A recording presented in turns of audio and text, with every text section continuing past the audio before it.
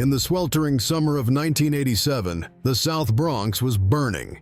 Not with the fires that had consumed entire city blocks in decades past, but with something far more insidious. While America fixated on the crack cocaine epidemic tearing through urban communities, a different kind of poison was flooding the streets of Manhattan and the Bronx. Small glassine envelopes stamped with a red crown and a single word: obsession.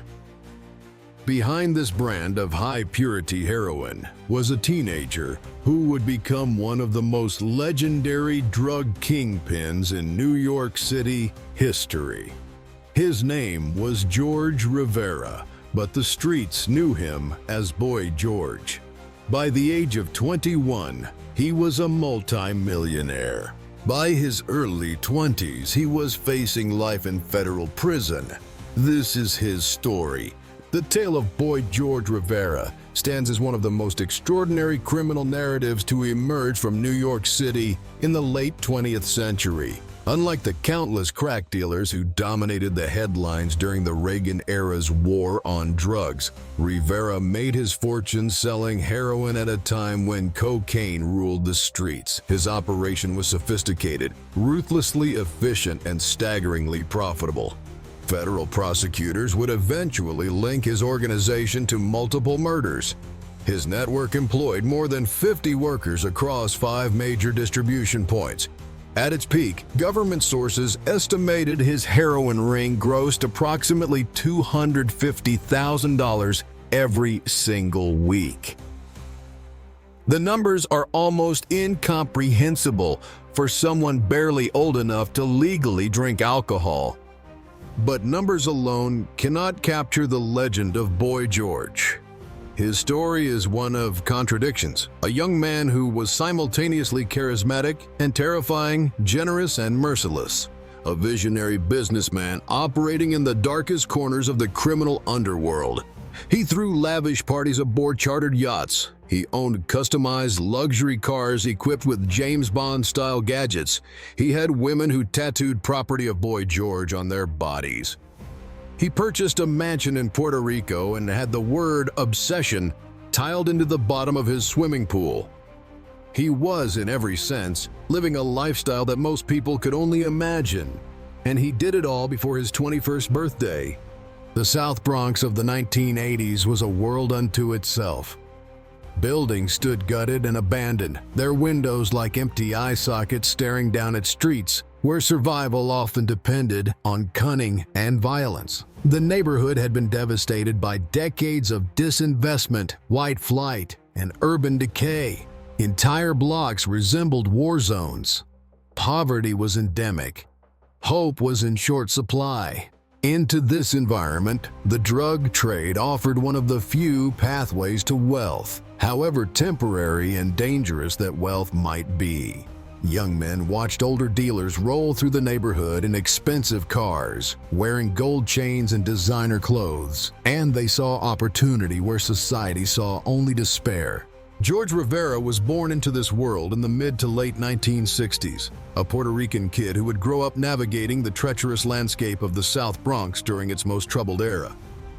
Based on court records showing his organization operated from spring 1987 through May 1989, and accounts describing him as 19 to 21 years old during this period, this would place his birth somewhere around 1966 to 1968. The Bronx, Chester House's projects where he spent time were typical of public housing in that period.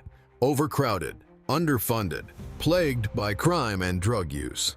For a young boy coming of age in such an environment, the streets provided an education that no classroom could match.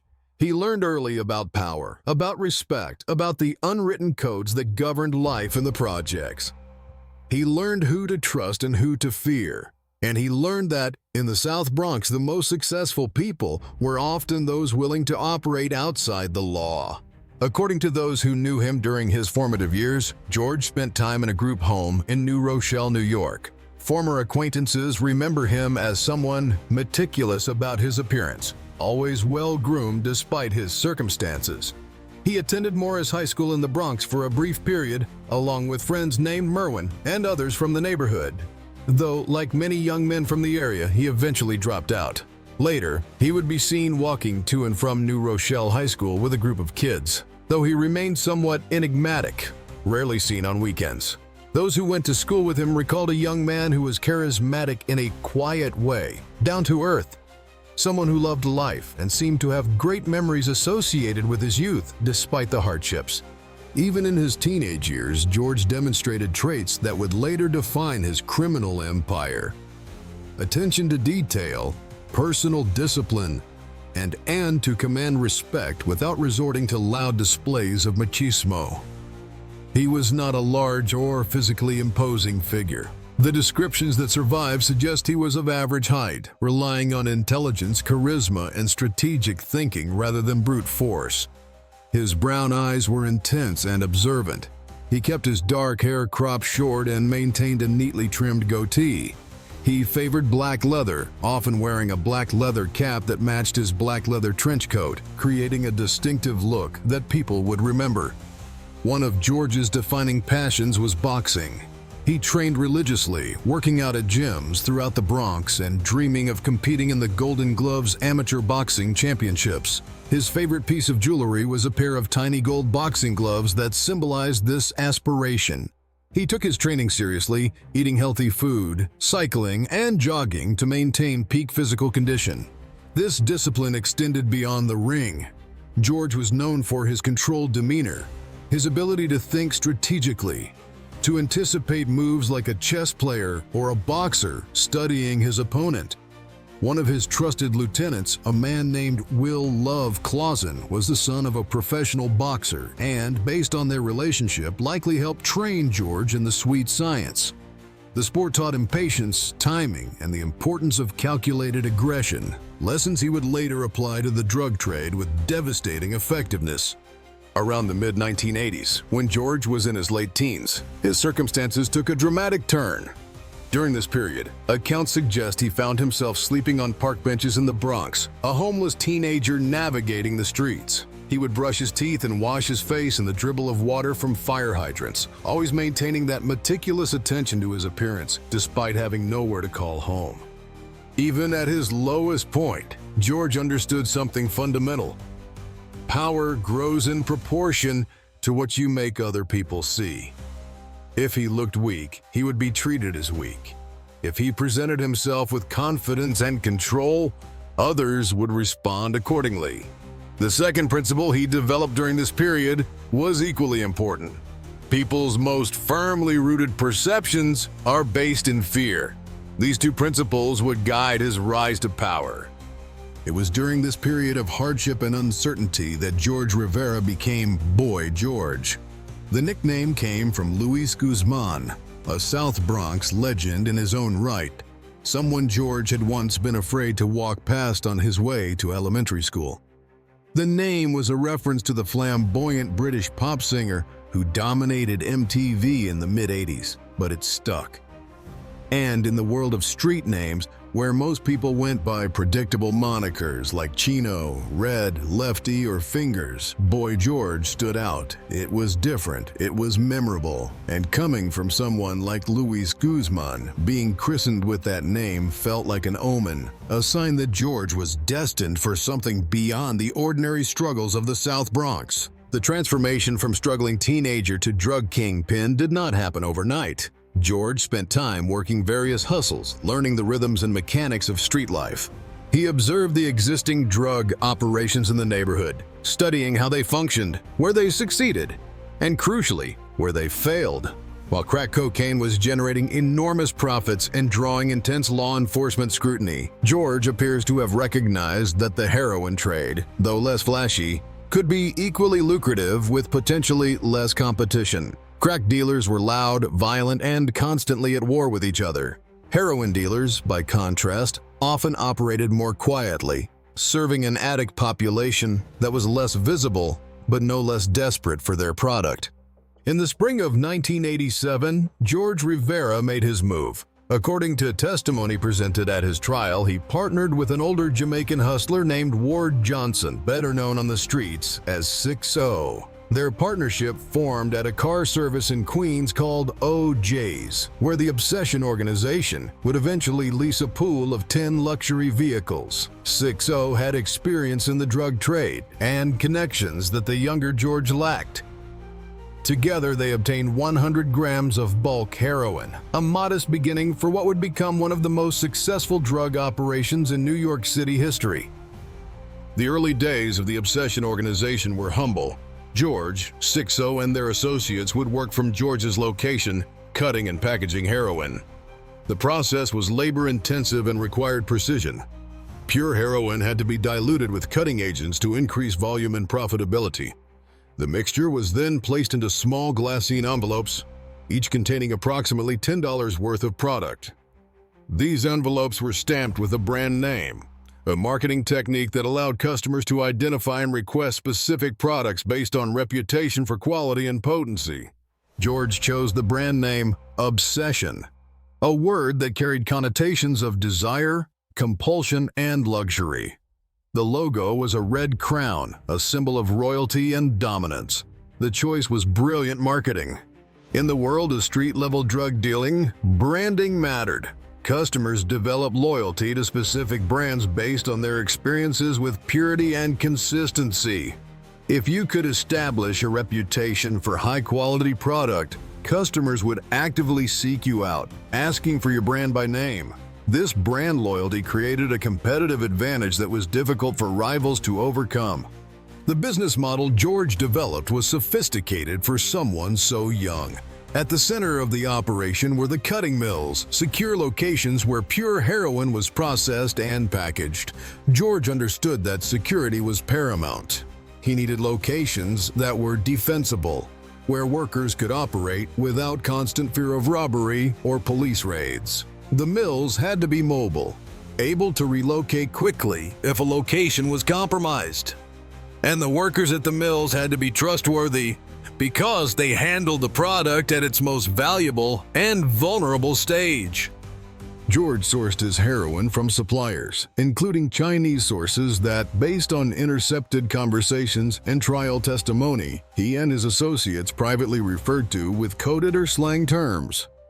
These suppliers provided bulk heroin of high purity, with court records indicating purity levels of 88% or higher, which George's organization would then cut and package. The quality of the product was essential to the Obsession brand. Customers knew that when they purchased Obsession, they were getting potent heroin that would deliver the intense high they craved. This consistency built a loyal customer base that drove the organization's explosive growth. From the cutting mills, packaged heroin was delivered to street-level distribution points that George's organization called spots or stores. These were specific street corners or buildings where dealers would sell directly to customers. Trial evidence showed that the Obsession organization operated 5 principal distribution outlets, each strategically located to maximize access to customer populations while minimizing territorial conflicts with rival dealers. The first spot was at 166th Street and Washington Avenue in the Bronx. The second was on Avenue St. John and Southern Boulevard in the Bronx. The third operated at 139th Street and Brook Avenue in the Bronx. The fourth was across the river in Manhattan at 122nd Street and 2nd Avenue. And the fifth was at 156th Street and Cortlandt Avenue in the Bronx. Each spot functioned as a miniature business operation with its own management structure. A spot owner oversaw the location, responsible for inventory, personnel, and daily operations. Below the spot owner were street managers, sellers, steerers who directed customers to the sellers, and lookouts who watched for police. Everyone carried beepers, the essential communication technology of the era before cell phones became ubiquitous. When heroin was ready for distribution, the spot owners would be contacted. When problems arose, George could reach his managers instantly. The beeper system created a network of instantaneous communication that allowed the organization to respond quickly to opportunities and threats. The financial structure George created incentivized loyalty and performance. Spot owners kept a percentage of their sales, from which they paid their workers, and remitted the remainder to George. This arrangement meant that everyone in the organization had a financial stake in its success. Workers who performed well could advance through the ranks, earning more money and greater responsibility. George supplemented this system with cash bonuses, luxury gifts, and trips as rewards for exceptional service. He understood something that many drug dealers missed. Treating your workers well made them less likely to steal from you or cooperate with law enforcement. Ward 60 Johnson served as George's second-in-command, his most trusted lieutenant. 60 handled the logistics of moving heroin from suppliers to mills to streets, a complex operation that required careful coordination. Another key member of the organization was Walter David Cook, known as ICE, who supervised another heroin brand that George launched called Sledgehammer, expanding his market presence. Will Love Clausen, likely involved in George's boxing training, also played an important role as a lieutenant. Louis Gauthier was responsible for the critical task of delivering packaged heroin from the mills to the street outlets and collecting the proceeds after sales, essentially serving as the organization's logistics manager and treasurer. As the operation expanded through 1987 and into 1988, George needed secure locations for his cutting mills. After law enforcement made discoveries at locations associated with the organization, including seizing glass-sealed envelopes, heroin-cutting paraphernalia, weapons, and ammunition, George had to adapt quickly. Court records suggest he moved operations multiple times, at one point, reportedly using the Manhattan Marriott Marquis Hotel in Midtown Manhattan, an audacious choice that demonstrated both his resourcefulness and his willingness to take bold risks. Operating a heroin processing facility in a major hotel in the heart of Manhattan required nerve and careful management, but it also provided security benefits.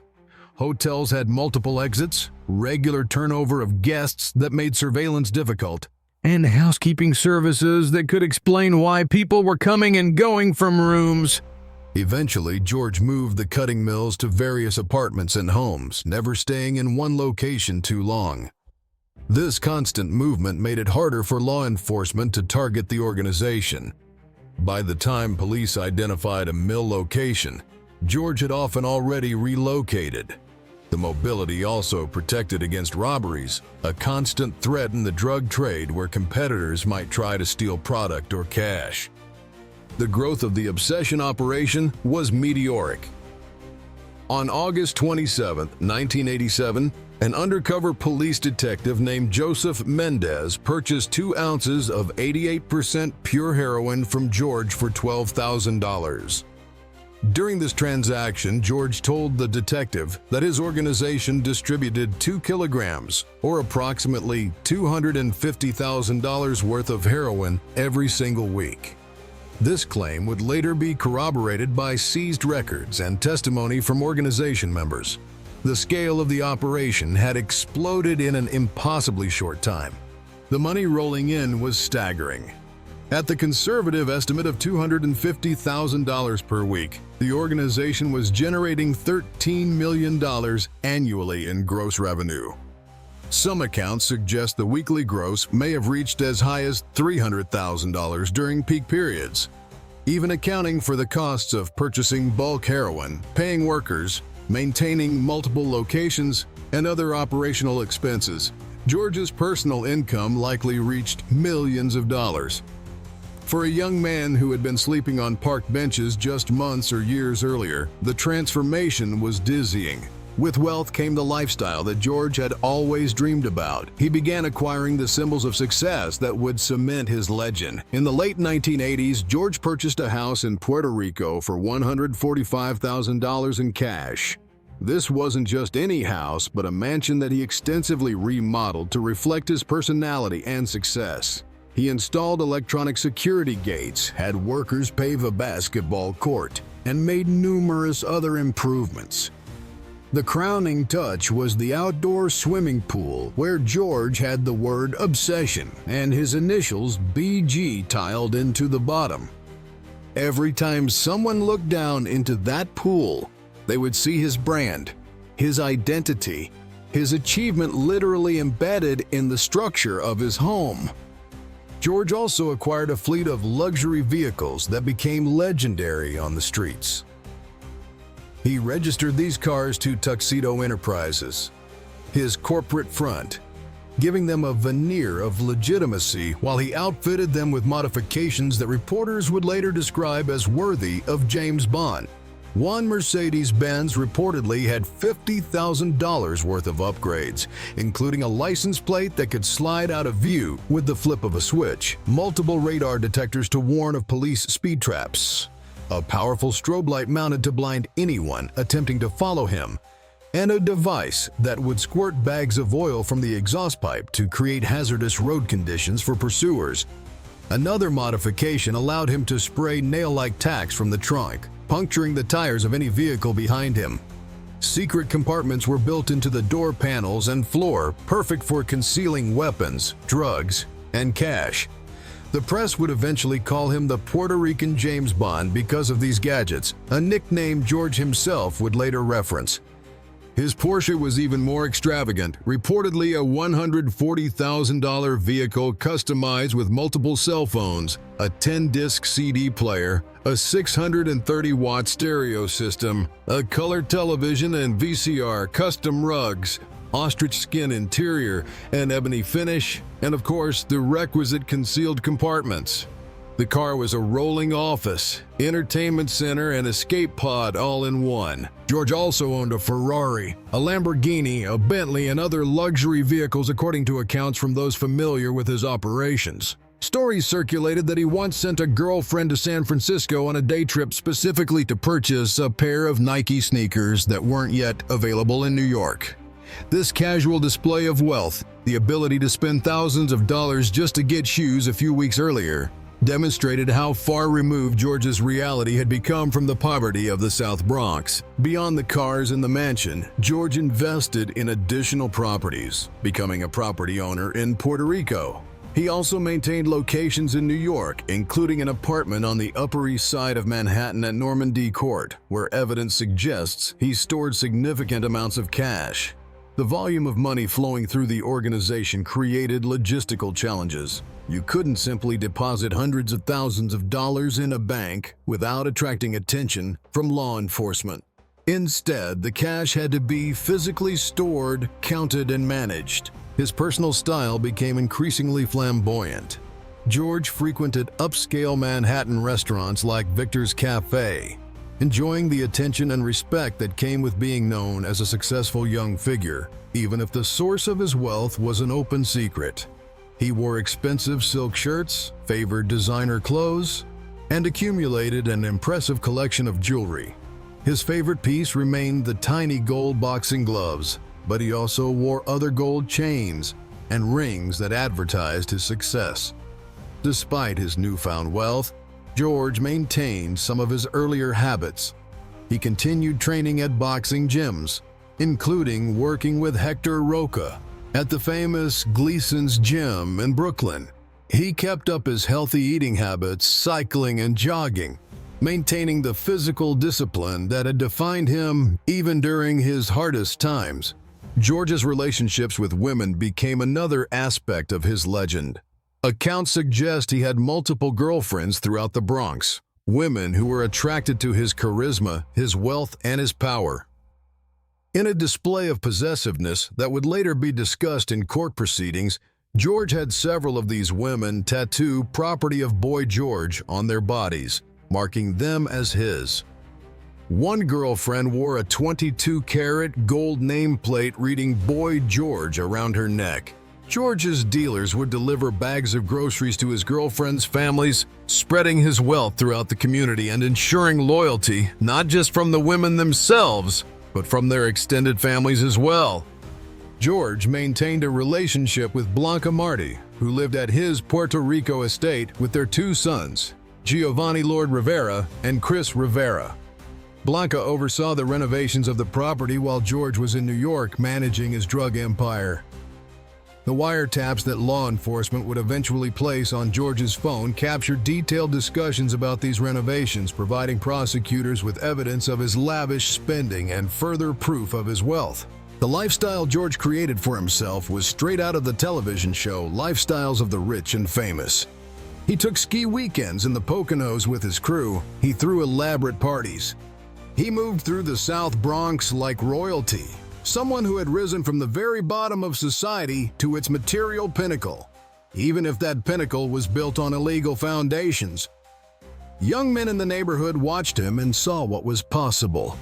George became an aspirational figure, proof that with intelligence, ambition, and ruthlessness, you could escape poverty and achieve wealth beyond imagination.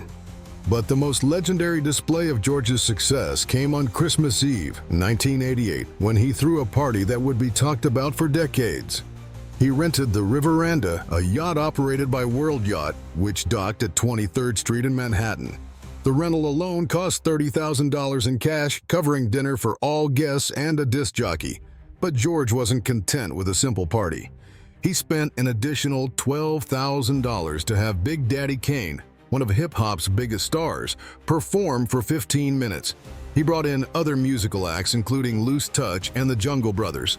The rapper Sapphire was reportedly paid $3,000 without even performing, having refused to sing for the originally agreed-upon $7,500 because she didn't have a private dressing room.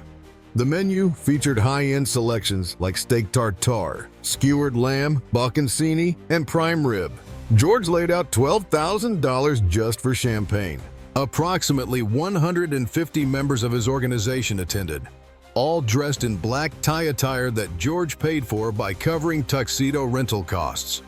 According to witness accounts and trial testimony, as the yacht cruised around New York Harbor on Christmas Eve, the party took on the atmosphere of a corporate celebration mixed with a street summit. The guests were seated at tables organized by their spot location, creating a physical manifestation of the organization's structure. The workers from each spot wore colored bands to identify their affiliation: red for one distribution group, purple for another, and gold for a third. This color coding allowed George to see his entire operation laid out before him, each segment of his empire represented by the people who made it run. The highlight of the evening was an elaborate raffle. The grand prize was a fully loaded Mitsubishi automobile. First prize was $20,000 in cash. Second prize was a Rolex watch. Third prize was a trip to Hawaii. Fourth prize was a trip to Disney World. But George had special gifts for his top lieutenants that went beyond the raffle. Trial evidence showed he presented Walter Ice Cook with a BMW 750, a luxury sedan. He gave Sixo a gold Rolex watch and $50,000 in cash. He distributed solid gold belt buckles with the recipient's name inscribed in diamonds to his top managers, each buckle appraised at over $8,000. These weren't just gifts, but public displays of George's power and wealth, demonstrations that working for Boy George meant sharing in his success. As the night progressed, the party revealed the darker undercurrents of George's empire. Fights broke out between different dealers, the competition and tensions between spots boiling over despite the festive atmosphere. At one point during the evening, a man was stripped on the main deck, beaten, and spit on by George himself after being accused of stealing a necklace from another partygoer.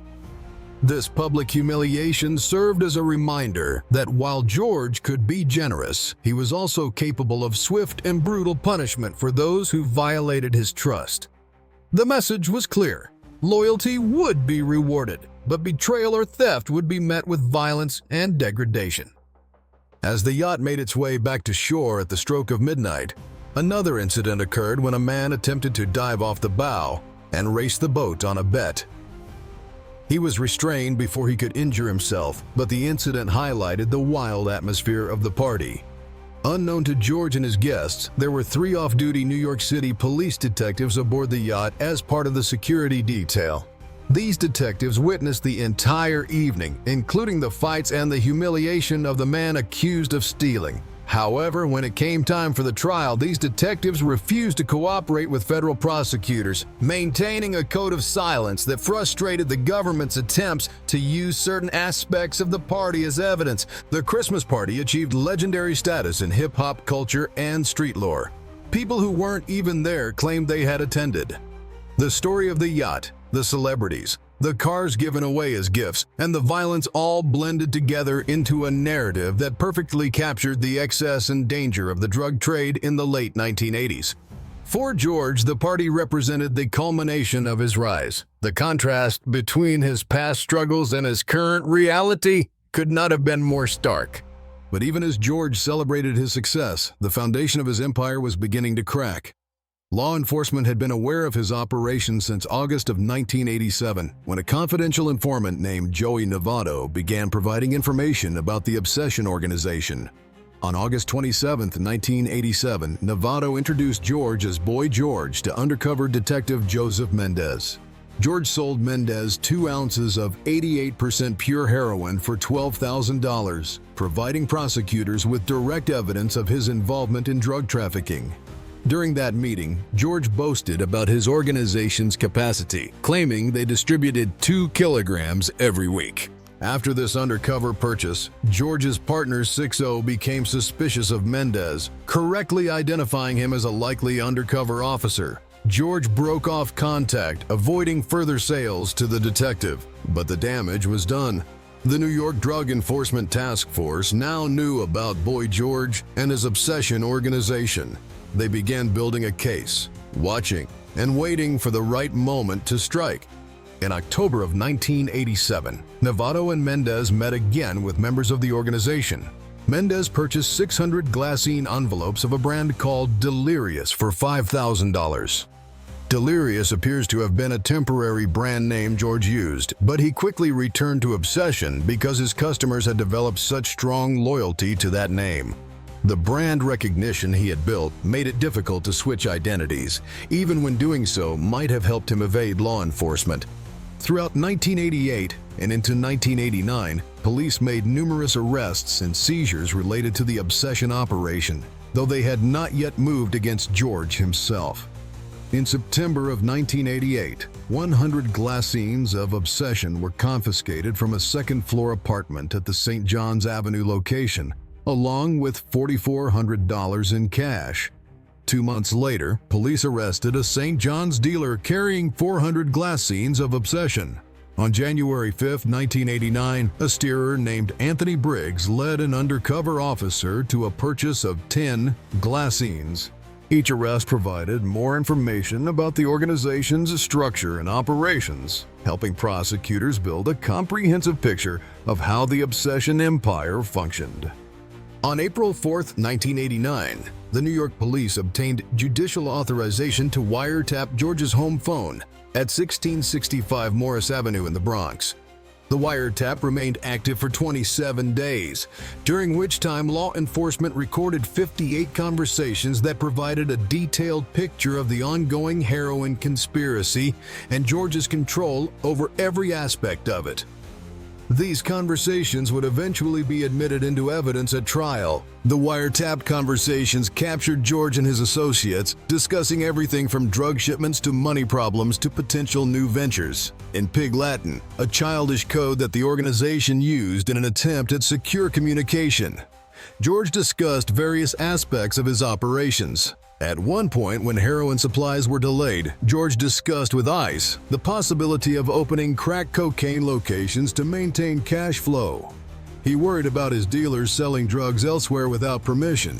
The wiretaps also revealed discussions about the Puerto Rico property renovations, George's concerns about maintaining quality control over his product, and his attempts to expand his empire even further.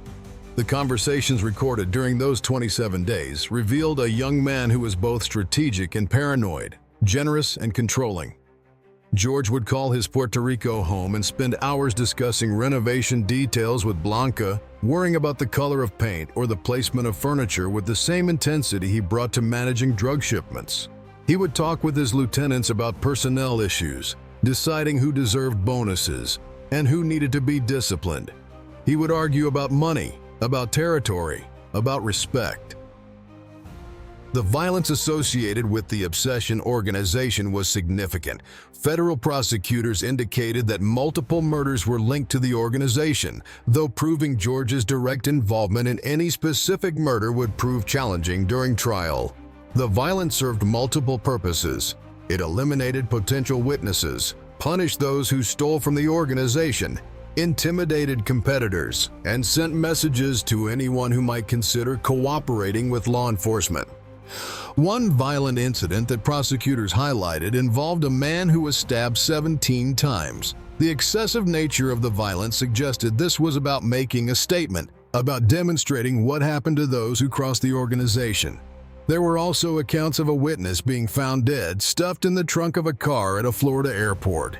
The geographic distance from New York suggested that the organization's reach extended far beyond the Bronx. Trial testimony also revealed an incident from April 1988 on what would have been the first anniversary of the operation's founding. According to court papers, George had set up a deal with a man named Tony, who introduced him to someone called Sinbad.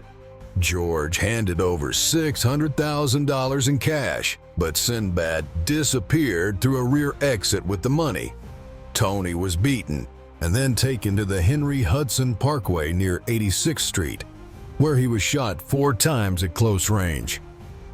This incident, as described in court documents, demonstrated the ruthless efficiency with which George responded to threats to his operation. Despite this violence, or perhaps because of it, George maintained his grip on the organization and continued expanding. By early 1989, the Obsession brand was so well established that customers across Manhattan and the Bronx would specifically request it by name. Addicts developed such loyalty to the brand that they would travel significant distances to purchase Obsession rather than buying inferior products from more convenient locations. On April 30th and May 1st of 1989, law enforcement executed a coordinated series of raids on multiple locations associated with the Obsession organization. This operation represented the culmination of nearly 2 years of investigation, surveillance, undercover purchases, and wiretaps. The timing was strategic, designed to catch the organization during normal operations when evidence would be most readily available. Police hit the cutting mills, the street distribution spots, and personal residences of key organization members.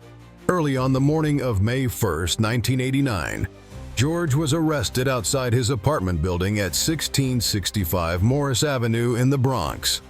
When police took him into custody, he had $7,500 in cash in his possession. The search of his apartment revealed evidence that painted a detailed picture of his lifestyle and operations. Police discovered a life-size replica of the Obsession Crown logo, the red crown that appeared on every glassine envelope sold by the organization. Investigators also found extensive drug records and payroll documentation that detailed the organization's structure and financial operations. These documents showed which workers were employed at which locations, how much they were paid, and what their responsibilities entailed. The records also tracked drug shipments and sales figures for each distribution spot. For prosecutors building a case against George, these documents were invaluable. The apartment also contained ammunition and other items suggesting George was prepared to defend himself. There was jewelry, expensive clothing, and other luxury items that illustrated the wealth George had accumulated. But perhaps most significant were over 100,000 empty glassine envelopes waiting to be filled with heroin and stamped with the Obsession logo. The sheer volume of these envelopes demonstrated the scale of the operation. During the raids on other locations, police seized 1.1 kilograms of heroin in various stages of processing. The total street value was estimated at several $100,000, representing a significant blow to the organization's inventory. Police also arrested numerous members of the organization. Each of these individuals faced serious federal drug charges carrying potential sentences of decades in prison. Ward 60 Johnson, George's closest associate and second in command, was arrested along with George. 60 had been with George since the beginning, helping to obtain that initial 100 grams of heroin that started the obsession empire. He knew everything about the organization's operations. For prosecutors, 60 represented a potential source of crucial testimony if they could convince him to cooperate. In the weeks and months following the arrest, federal prosecutors began building their case. They had wiretap recordings, physical evidence from the raids, testimony from undercover officers, and documentation seized from various locations. They also had several lower-level organization members who quickly agreed to cooperate in exchange for reduced sentences. The case was assigned to the United States District Court for the Southern District of New York, where it would be heard by Judge Shirley Wohl-Cram, a respected jurist known for her intelligence and no-nonsense approach to complex criminal cases. In June of 1990, a grand jury returned a 14-count indictment against George and several co-defendants. The charges included conspiracy to distribute heroin, operating a continuing criminal enterprise, multiple counts of drug trafficking, and tax evasion. The continuing criminal enterprise charge, sometimes called the kingpin statute, was especially serious. This charge required prosecutors to prove that George had organized, supervised, or managed 5 or more people in a drug trafficking conspiracy, and that this conspiracy generated substantial income. If convicted of this charge, George faced a mandatory minimum sentence of 20 years in federal prison and a maximum of life without parole. As the case moved toward trial, the most significant development was Ward 60 Johnson's decision to cooperate with prosecutors. 60 had been facing equally serious charges as George and his attorneys had convinced him that cooperation was his only realistic chance at avoiding spending the rest of his life in prison. In exchange for his testimony against George and others, 60 received a plea agreement that would significantly reduce his sentence. This decision represented a profound betrayal from George's perspective. The trial commenced on August 27, 1990 and lasted approximately 3 months. The government presented overwhelming evidence documenting George's role as the leader of the obsession organization. They called undercover detective Joseph Mendez to testify about his 1987 purchases of high-purity heroin directly from George. They introduced the wiretap recordings that captured George discussing organization business in his own words.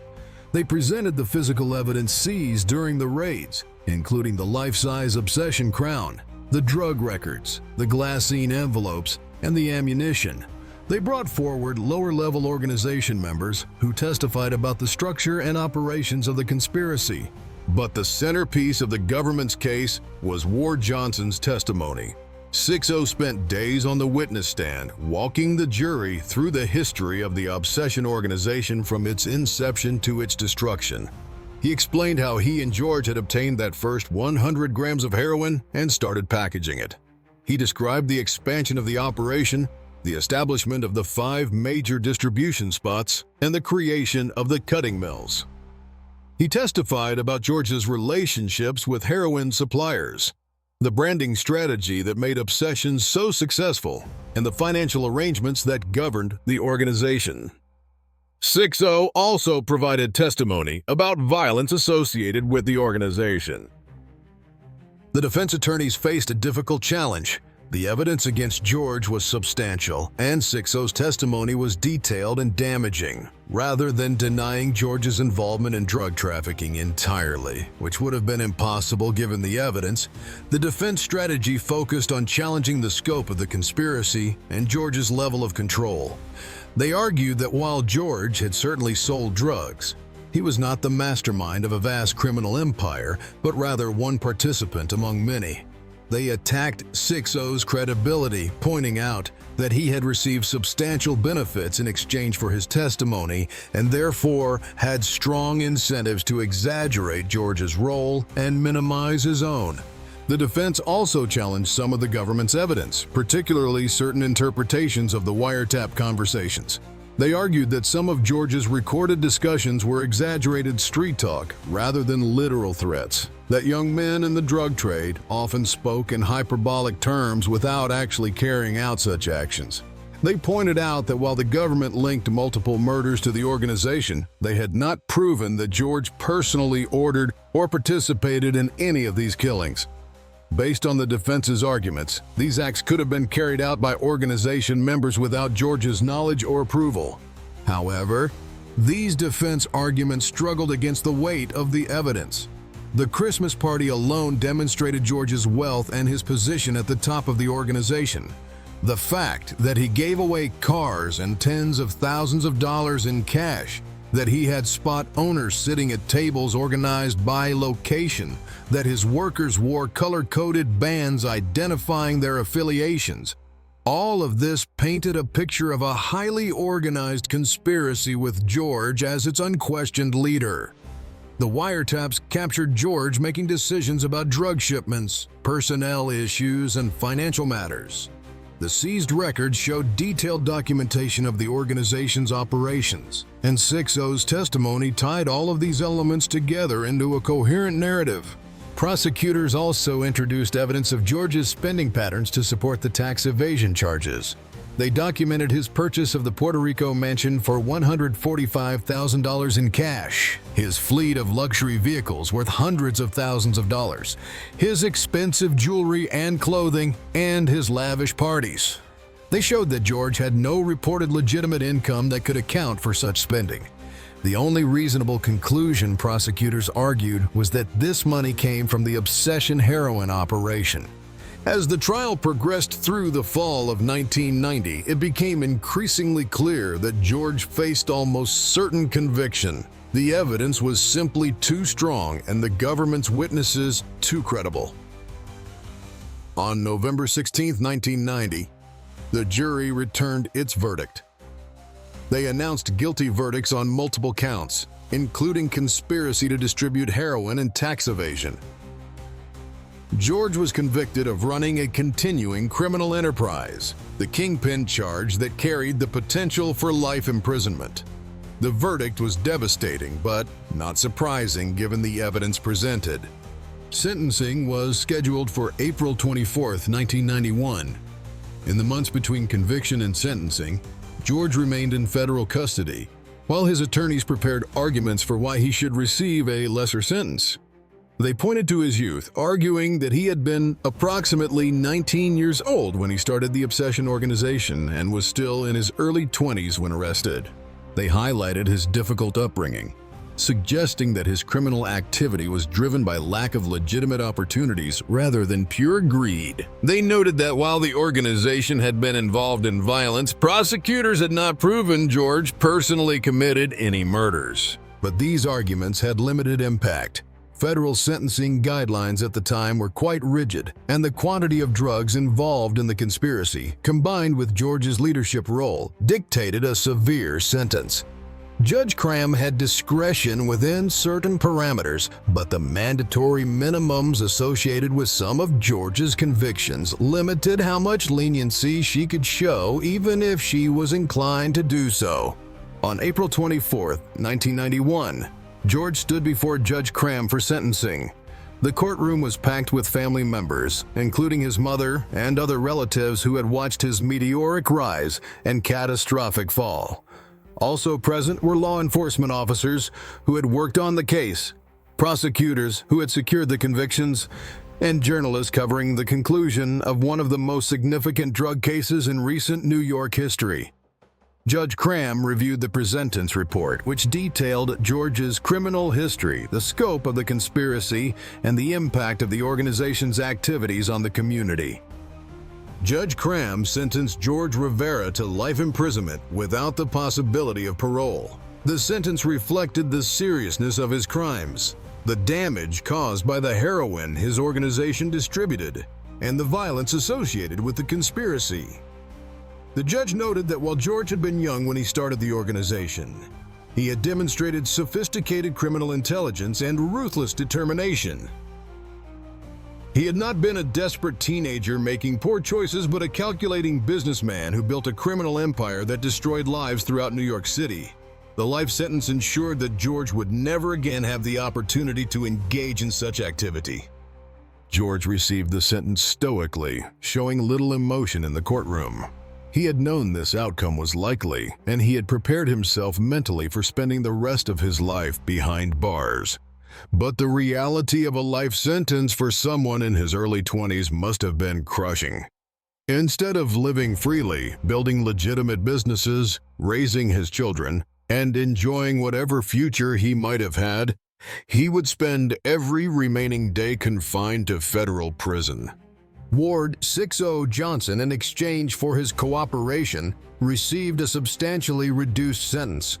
While he still faced significant prison time for his role in the conspiracy, he would eventually be released and have a chance at a life after incarceration. Other lower-level organization members who cooperated also received reduced sentences, while those who remained loyal to George and refused to testify received lengthy prison terms. The disparate outcomes highlighted a fundamental reality of the federal criminal justice system. Cooperation is rewarded, while loyalty to criminal organizations is punished severely. Following his conviction and sentencing, George was initially housed in various federal facilities before ultimately being transferred to ADX Florence in Colorado, the federal Supermax prison known as the Alcatraz of the Rockies. ADX Florence houses some of the most dangerous and high-profile federal prisoners in the United States, including terrorists, organized crime bosses, and violent gang leaders.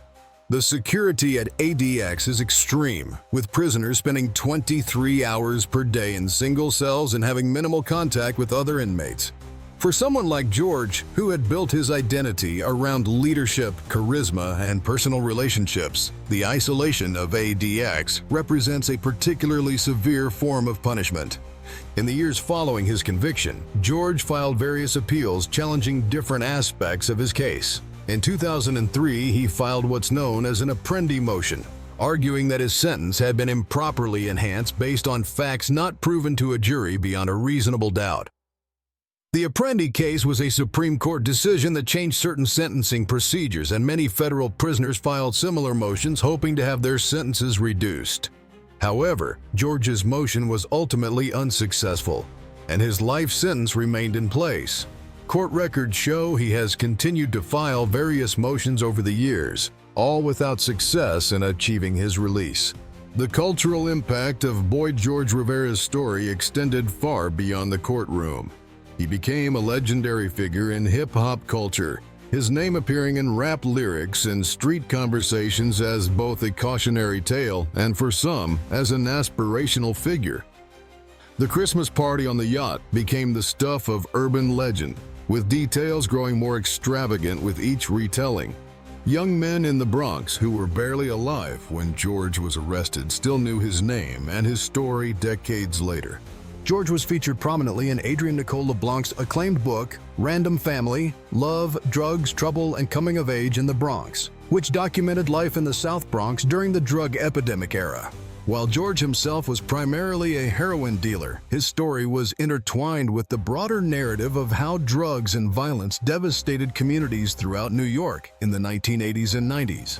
LeBlanc's book, which took over a decade to research and write, presented George as a complex figure, charming and intelligent, generous and brutal, a young man who might have achieved great things in legitimate business but instead channeled his talents into building a criminal empire. The book provided one of the most detailed and humanizing portraits of George and those connected to his world. The Obsession organization's impact on the communities it served was profound and largely negative. While George and his defenders might argue that he was simply providing a product that customers demanded, this argument ignores the broader social context. Heroin addiction destroys families, drives crime, spreads disease, and perpetuates poverty. Every bag of Obsession sold contributed to this cycle of destruction. The violence associated with the organization, the murders and assaults that court records documented, terrorized neighborhoods and left families grieving. The wealth George accumulated came directly from the suffering of thousands of addicts who spent their last dollars on his product. Yet, George's story also raises uncomfortable questions about opportunity, inequality, and the American dream. He was an intelligent, ambitious young man with significant natural abilities in organization, marketing, and leadership. In a different environment, with different opportunities, George might have become a legitimate business success. Instead, growing up in the devastated South Bronx with few role models beyond those involved in street life, he channeled his talents into the only industry that seemed to offer a path to wealth and respect. The tragedy of Boy George is not just that he became a drug dealer, but that the circumstances of his birth and upbringing may have made that path seem like a rational choice. The broader context of the crack epidemic also helps explain George's success. While he primarily sold heroin rather than crack cocaine, the law enforcement focus on crack meant that heroin dealers sometimes faced less intensive scrutiny during certain periods. Police departments and federal agencies devoted enormous resources to combating crack, particularly in the mid to late 1980s. This focus could have created opportunities for heroin dealers who operated more quietly and attracted less immediate attention. George may have benefited from this enforcement gap, building his organization while police were predominantly focused on crack dealers. The racial and class dynamics of drug enforcement also played a role in George's story. The Bronx neighborhoods where his organization operated were predominantly Black and Latino communities that had been systematically neglected by city government for decades.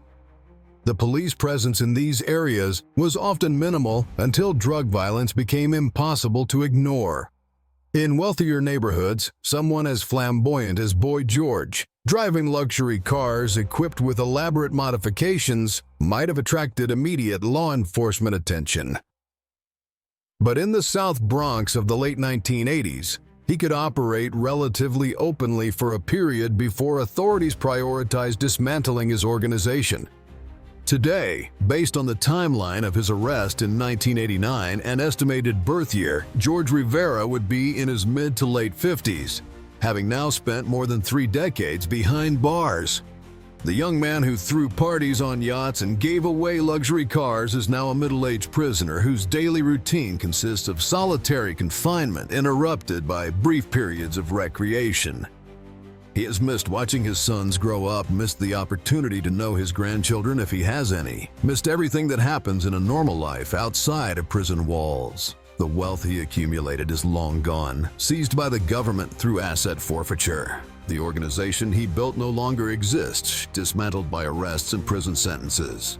The obsession brand that once dominated heroin sales across certain New York neighborhoods has faded into history and legend. For the families of those who died because of violence connected to the organization, George's imprisonment offers some measure of justice but can never restore their lost loved ones. The victims documented in court records, their families, all carry grief that George's sentence cannot heal. The thousands of addicts who purchased obsession heroin, many of whom may have overdosed or contracted diseases or destroyed their lives in pursuit of their next fix, represent another form of victim that the criminal justice system rarely fully acknowledges. George's life sentence punishes him for his crimes, but it does not undo the damage those crimes caused. The legend of Boy George Rivera serves different purposes for different people. For law enforcement, he represents a successful prosecution of a major drug trafficker, proof that even the most sophisticated criminal organizations can be dismantled through patient investigative work, including undercover operations, wiretaps, and cultivating cooperating witnesses. For prosecutors, the case demonstrated how multiple forms of evidence can be combined to prove complex conspiracy charges and secure convictions under the kingpin statute. For the community, George's story is both cautionary tale and tragic waste, a reminder of how poverty and lack of opportunity can corrupt even intelligent and talented young people. For current and would-be drug dealers, George's story offers lessons that many choose to ignore. He was smarter than most, more organized, more successful. He made millions of dollars and lived like a celebrity. And yet he still ended up in prison for life, His fortune seized, his freedom gone, his youth wasted. If someone as capable as Boy George could not escape the consequences of the drug trade, the logical question is, what chance do others have? But this logical conclusion often fails to penetrate the mindset of young men who see only the wealth and respect George achieved, not the ultimate price he paid. The Bronx has changed significantly since George's era. The drug epidemic eventually shifted in form and intensity. Crime rates dropped dramatically from their peaks in the late 1980s and early 90s. Neighborhoods that were once considered dangerous have been revitalized through investment and development. Young people growing up in the Bronx today face different challenges and different opportunities than George did. Yet poverty remains, inequality persists, and the drug trade continues even if its particular forms and substances have evolved. The opioid crisis that has swept through America in recent years demonstrates that heroin and its synthetic cousins remain devastating forces. The underlying conditions that produced Boy George, that made the drug trade seem like a viable career path for a young person with limited options, have not been fully addressed. George's story also highlights the limitations of punishment as a solution to drug-related crime. His life sentence removed him from the streets and prevented him from continuing to distribute heroin, but it did nothing to address the demand for drugs that made his organization profitable in the first place. Within days of his arrest, other dealers filled the void left by the Obsession organization, selling heroin to the same customers under different brand names. The underlying addiction crisis continued regardless of whether Boy George was free or imprisoned. This reality suggests that while prosecution and incarceration have roles to play in drug enforcement, they cannot by themselves solve the broader problems of addiction, poverty, and lack of opportunity that fuel the drug trade. The financial cost of George's crimes extended beyond the immediate victims. The government spent significant resources investigating and prosecuting his case. The prison system has spent millions of dollars housing him for more than 30 years, with potentially decades more to come. The communities affected by his organization's activities suffered economic damage that is difficult to quantify. Buildings and neighborhoods became associated with drug activity, depressing property values. Families struggled to escape poverty when addiction claimed their wage earners. Children grew up in environments where drug dealing seemed normal or even admirable. The ripple effects of the Obsession organization touched far more people than the direct customers who purchased those red crown glassine envelopes. As we reflect on the rise and fall of Boy George Rivera, we are left with a story that is both unique and universal. Unique in its particular details, the Obsession brand, the yacht party, the elaborate car modifications, the teenage drug kingpin who built a multi-million-dollar empire. Universal in its underlying themes: ambition, greed, violence, betrayal, consequence. George's story is a New York story, a Bronx story, but it echoes similar narratives from cities across America where poverty, drugs, and desperation intersect. The red crown logo of Obsession, once stamped on hundreds of thousands of heroin bags throughout New York City, now exists primarily in court documents, police evidence rooms, and the memories of those who lived through that era. The yacht, where George threw his legendary Christmas party, has long since been chartered for other events. Its connection to drug culture forgotten by all but those who were there. The luxury cars have been seized and auctioned, their elaborate modifications removed, their customization reversed. The Puerto Rico mansion with Obsession, tiled into the pool bottom, has presumably changed hands. The reminder of George's criminal empire likely erased or covered over by subsequent owners. But the legend persists. In conversations about New York's drug history, in academic studies of the crack and heroin epidemics, in hip-hop culture's ongoing fascination with street legends, the name Boy George still carries weight. For some, he represents everything wrong with the drug trade: the violence, the exploitation, the waste of human potential. For others, he represents a kind of dark success story, albeit one that ended in total failure. The truth, as always, is more complex than either interpretation allows. George Rivera was a real person who made real choices that had real consequences. He chose to enter the drug trade. He chose to build an organization known for high-quality product and, according to prosecutors, ruthless enforcement. He chose to spend his money on luxury items and lavish parties rather than preparing for an inevitable day of reckoning. And now he lives with the consequences of those choices, spending every day in a Supermax prison cell, his freedom gone, his youth wasted, his children having grown up without him. Whatever lessons we draw from his story, we should not lose sight of this fundamental reality. The glamorous lifestyle that trial testimony and evidence documented lasted approximately 2 years, but the punishment will last a lifetime. The story of Boy George Rivera is ultimately a tragedy. Not a tragedy in the classical sense where a noble hero is brought down by fate or a character flaw, but a modern American tragedy where poverty, lack of opportunity, intelligence misdirected, and bad choices combine to waste a life that might have contributed something positive to the world. George had intelligence, charisma, organizational ability, and ambition. Trial evidence and witness accounts all point to someone with remarkable business acumen. In a different context, these qualities might have made him a successful entrepreneur, a community leader, or a business executive.